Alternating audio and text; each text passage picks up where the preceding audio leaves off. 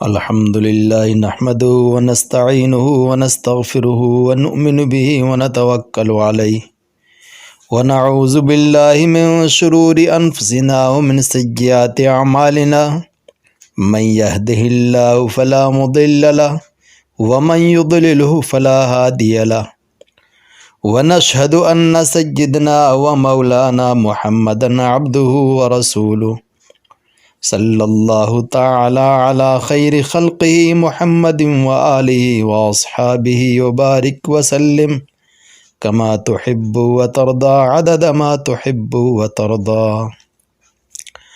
اعوذ باللہ من الشیطان الرجیم بسم اللہ الرحمن الرحیم وَلَقَدْ كَرَّمْنَا بَنِي آدم صدق اللہ العظیم۔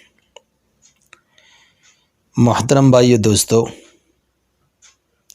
اللہ رب العزت نے جتنی بھی مخلوقات زمین کو پر پیدا فرمائی ہیں ان کی ربوبیت کی ذمہ داری اپنے ہاتھ لی،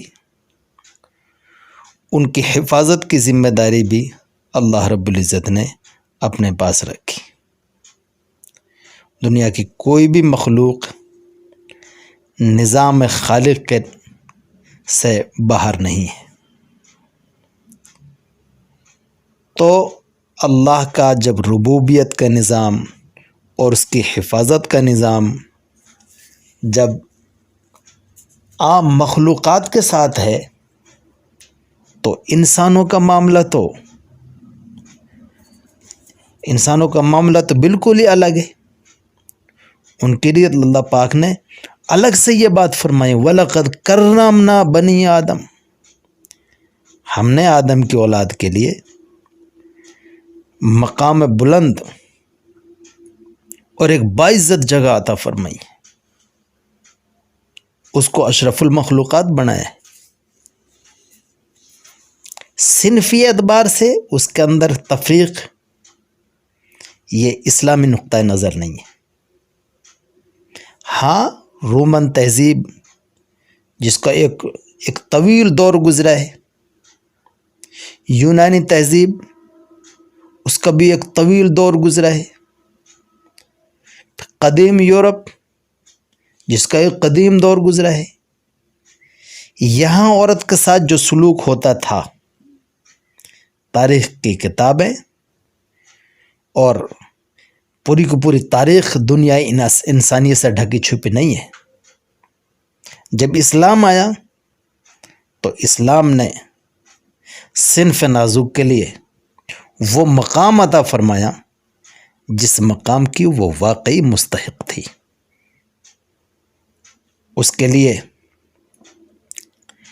باپ کی حفاظت، بھائی کی حفاظت، پھر شوہر کی حفاظت، پھر اولاد کی حفاظت، پورا ایک حفاظت نظام اس کے دائیں بائیں، بالکل اس وقت سے جب وہ ماں کے گود میں ہے وہاں سے لے کر کے اور قبر کی گود تک مکمل ایک سیکورٹی اس کے لیے فراہم کی ہے۔ پھر اس کے حقوق الگ الگ واضح فرمائے۔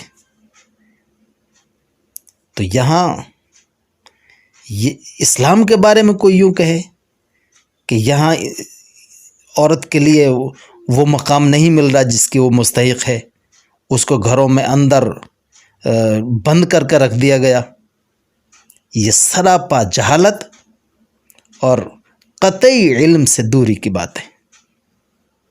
ہاں، اسلام نے عورت کے لیے حجاب عطا فرمایا ہے، اس کے لیے پردہ عطا فرمایا ہے تاکہ وہ مردوں سے دور رہ کر کے اپنی حیا کی حفاظت کر سکے، اپنی عصمت کی حفاظت کر سکے۔ بازاروں کی زینت، کاروباری مول اور اڈوں کی زینت اور دفتروں کی زینت، یہ عورت کی حفاظت نہیں، یہ اس کا حقوق نہیں ہے،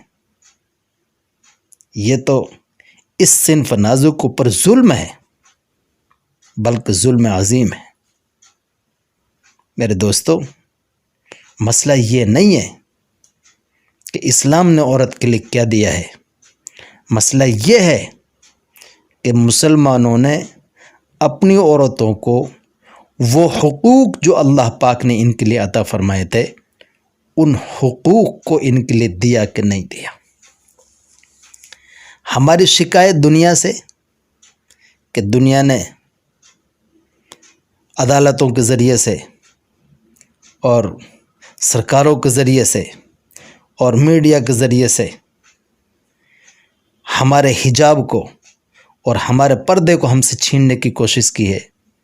میں سمجھتا ہوں کہ یہ سراپا لغو باتیں، یہ سراپا لغو باتیں ہیں۔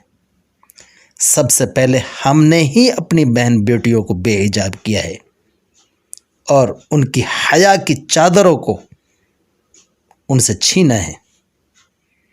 بقول اکبر الہ آبادی، بے پردہ نظر آئی جو کل چند بیبیاں، بے پردہ نظر آئی جو کل چند بیبیاں، اکبر زمین میں غیرت قومی سے گڑ گیا۔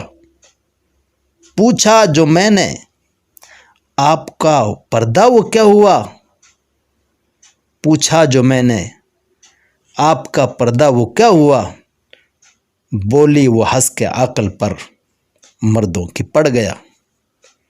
جدید تہذیب کے دل دادا، جدید تعلیم کے شیدائی، جنہوں نے یورپ اور اہل یورپ اور مغربی تہذیب کے جوتوں میں بیٹھ کر کے زندگی گزارنے کے سلیقے سیکھے ہیں، ان لوگوں نے سب سے پہلے اپنی بیویوں کو خود ہی اپنے ہاتھوں سے بے پردہ کیا ہے۔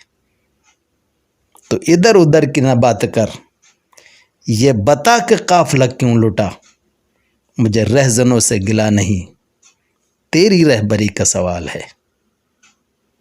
سب سے پہلے ہم نے ہی اپنی بیٹیوں کو اپنے گھر سے باہر نکالا، ایسے تعلیمی نظام کے حوالے کیا جہاں ان کے لیے تہذیب کے سبق تو دور کی بات ہے، ان کے لیے بے حیائی کے سبق پڑھائے گئے۔ ایسے آوارہ اور گنڈوں کے درمیان اس کو چھوڑ دیا گیا جہاں اس کی عزت اور آبرو تار تار ہوئی، اس کی حیا کے چشمے جو اس کی آنکھوں کے اوپر قدرت نے اس کے لیے عطا کیے تھے وہ اترے، بے حیائی کا لباس اس نے پہنا اور عریانیت کا لباس پہنا اور بازاروں کی زینت بن گئی۔ کس نے بھیجا؟ کس نے بھیجا؟ ہم نے ہی اپنے ہاتھوں سے بھیجا۔ وائے ناکامی متاع کارواں جاتا رہا اور کارواں کے دل سے احساس ضیا جاتا رہا۔ حضرات، میں مسلمانوں کے ان دانشوروں سے اور خاص طور سے علماء طبقے سے یہ عرض کروں گا کہ اپنے حجاب کی حفاظت خود اپنے ہاتھوں سے کرو۔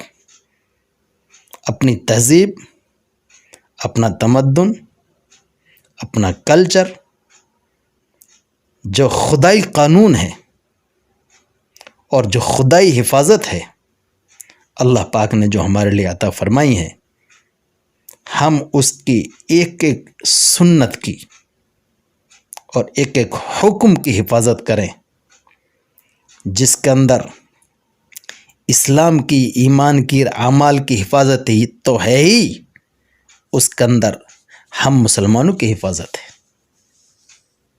اگر ہم نے ان احکامات کی حفاظت نہ کی تو ہم دنیا سے یوں سوال کریں کہ آپ عدالتوں کے ذریعے سے ہمیں انصاف دو۔ یہ سراپا لغو سوال ہے، سراپا لغو سوال ہے۔